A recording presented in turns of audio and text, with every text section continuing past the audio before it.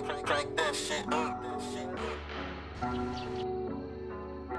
det kan jeg ikke. Remember the times that we used to have. We are walking down the road. My name is Aongo Mary Felicia, 21 years of age, currently a student at the Kisumu National Polytechnic. I'm a single mother of one, not yet married, and my interest is in agriculture, and currently I'm doing vegetables and keeping of chicken. Jeg hedder Leila Dudakovic, og jeg er 18 år, og jeg går på FGU Østjylland. Vi har om bæredygtighed og klima. Vi har brugt nogle måneder på at snakke om vand, og nu er vi i gang med at snakke om sådan nogle hvelorme. I kan huske, vi er ude på Gyvelborg i forhold til økologi, og det her med, at det skulle være bæredygtigt i forhold til CO2.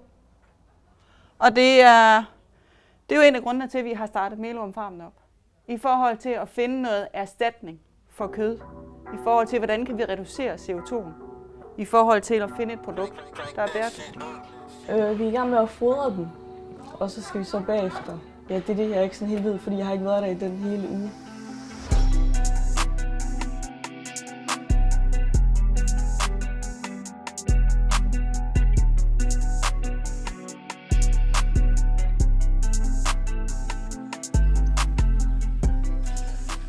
The climate change has affected me so badly. Like initially we had some land near the lake, and now the lake is flooded so much that we can't even plant there. So when I went there yesterday in the evening, I found out that we have these animal hippos. They have really destroyed my farm there, and I was even planning to go and show you people there because it's a very nice place. But unfortunately, when there is floods, we find that they come from the lake and come these sides and even destroy our plants and even crops. When I sell the crops and even sell the vegetables, you find that I can get my school fees. I'm able to raise my school fees.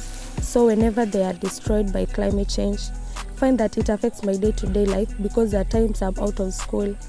I have to be home because of that. Du skal også have en i hånden. Hvad skal jeg have med hvad? En si. Kan jeg holde på den der? Nej, en si der. Du slipper ikke. Du tager dem op, og så tager Ej, Sonja, jeg kan altså ikke røre det der med mine hænder. Jo da. Og det kan jeg ikke. Jo da. Jeg har valgt den her linje, fordi at jeg synes, det er meget interessant at lære om bæredygtighed. Og altså, det påvirker jo meget vores fremtid. Sådan, hvad vi lige vælger at gøre. Om vi lige vælger at smide noget ud, lige ude på gaden, fordi det går jo ud over vores fremtid i sidste ende. Okay, hvad er det, jeg skal? Tag fat i enden her. Herinde. Ej, det kan jeg ikke. Ej, det mener jeg. Det kan jeg altså ikke, det her. Jo. Ej, så jeg mener det. Det kan du. Det er sgu da fucking ulækkert. Nej, Jamen, bare den måde, de bevæger sig på. Jeg kan ikke. Jo, kom med. Jeg tager bare... Er den der hvide enden. levende? Ja, den er levende. Hvorfor bevæger den sig ikke? Fordi at det gør du, hvis du tager dem ned i enden. Ej, det kan jeg ikke.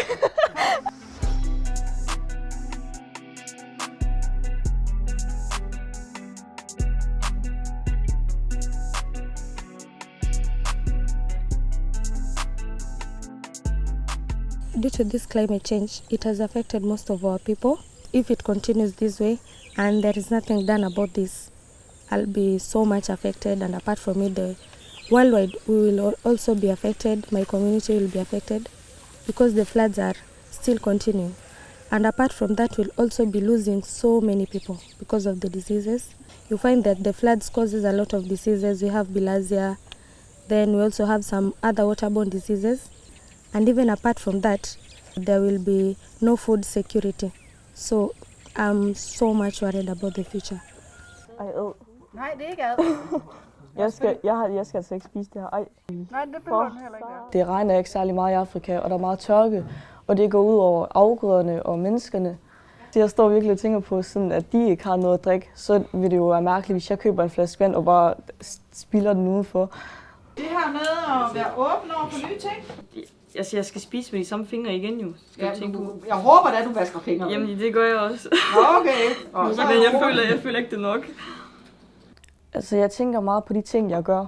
Jeg tænker meget på det der spildevand, og sådan, altså, hvor meget egentlig vi har i Danmark af vand, og hvor meget vi for eksempel ikke har i Afrika og sådan noget.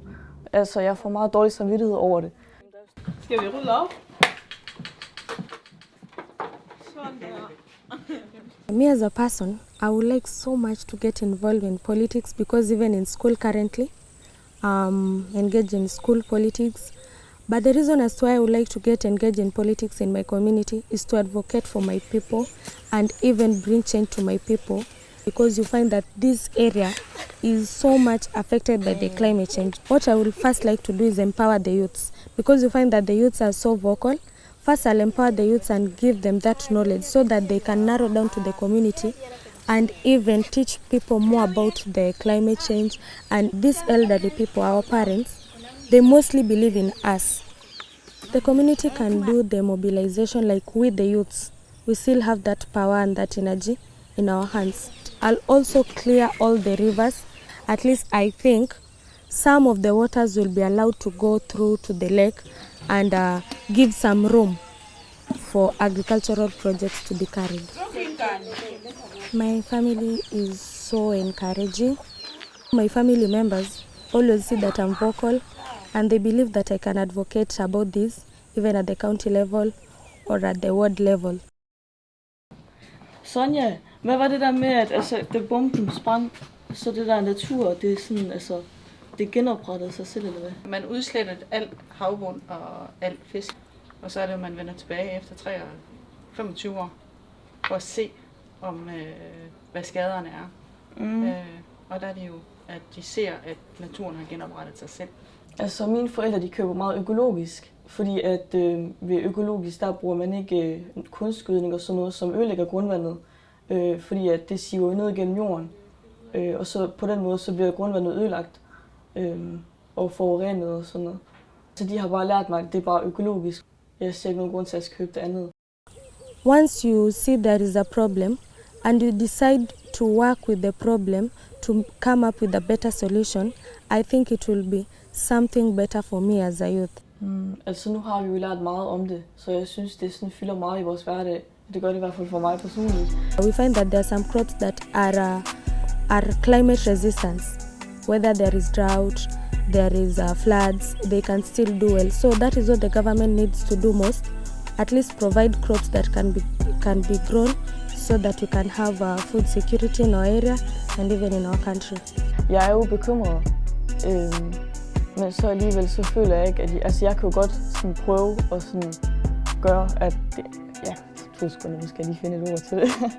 Already the climate change is there, so I find a better solution by doing a different agricultural project and even keeping different breeds of animals which can withstand the climate change. For eksempel, hvis vi alle sammen begyndte at købe sådan økologisk, i stedet for at støtte det der kunstgødning og sådan noget, så vil det jo gøre noget. So I think the future holds a better position for me because you change with change.